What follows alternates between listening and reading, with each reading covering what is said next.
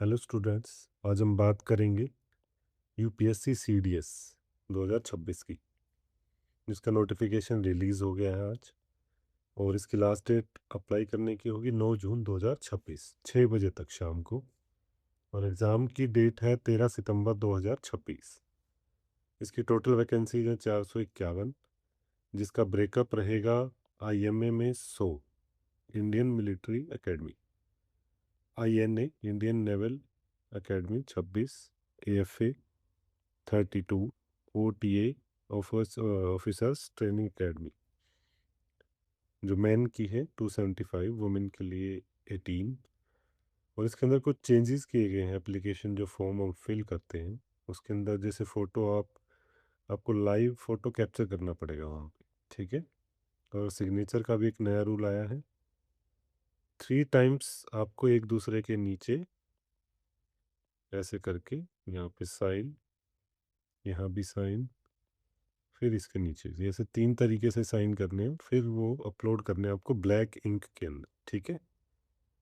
फिर exam centre पे आपका फेस ऑथेंटिकेशन होगा, तो थोड़ा टाइट कर दिया है इस बार। आधार कार्ड का स्ट्रांगली यूज़ रिकमेंड किया गया है, ठीक है। और इस बार कोई करेक्शन विंडो नहीं रहेगी। अगर आप फॉर्म गलत फिल करते हैं तो फिर वो करेक्ट नहीं कर पाएंगे आप। तो आप बहुत ध्यान से भरिएगा, और जो भी प्रेफरेंस आप एक बार भर देंगे उनको आप चेंज नहीं कर पाएंगे, ठीक है। एज की बात करें तो आईएमए के लिए 19 से 24 साल, आईएनए के लिए सेम यही है जो एज आपकी आईएमए के लिए है। फिर उसके बाद एयरफोर्स एकेडमी एएफए 20 से 24 साल, ठीक है। ओटीए मैन 19 से 25, वुमेन के लिए अनमैरिड वुमेन, और ये सब चीज़ें दे रखी हैं, इशूलेस विडोज डाइवर्सिस, ठीक है। एजुकेशनल क्वालिफिकेशन की जब बात करते हैं हम, आईएमए और ओटीए के लिए ग्रेजुएशन होनी चाहिए किसी भी स्ट्रीम के अंदर।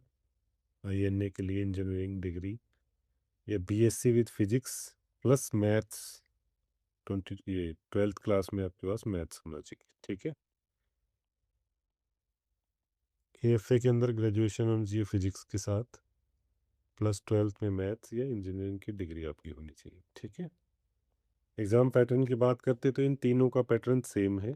English 100, general knowledge 100, elementary maths 100, और ये 2-2 घंटे के पेपर आपके होंगे, ठीक है, ईच 2 आवर्स ईच।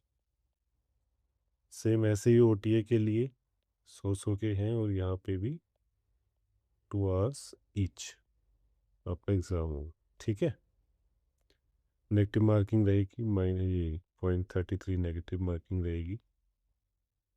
उसके अलावा आपको बता दूं, अगर आप एएफए के लिए आप चॉइस भर रहे हैं तो वो पहली होनी चाहिए, वरना वो इनवैलिड हो जाएगी, ठीक है।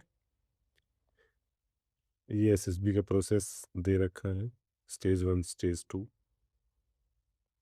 ठीक है। और ये कुछ मतलब सिलेक्शन के टाइम पे अगर टाई हो जाते हैं मार्क्स, तो जिसके ज़्यादा रिटर्न में ज़्यादा होंगे उसको कंसिडर किया जाएगा। फिर जीके के मार्क्स, फिर ऐसे ओल्ड कैंडिडेट, तो ये कुछ क्राइटेरिया है जिसको वो लोग फॉलो करेंगे। तो ये कुछ चीज़ें थी। बाकी आप डिटेल में इस बार नोटिफिकेशन पढ़ सकते हैं, जो मेन मेन चीज़ें थी मैंने आपको बता दी हैं। तो मिलते हैं हम नेक्स्ट वीडियो में।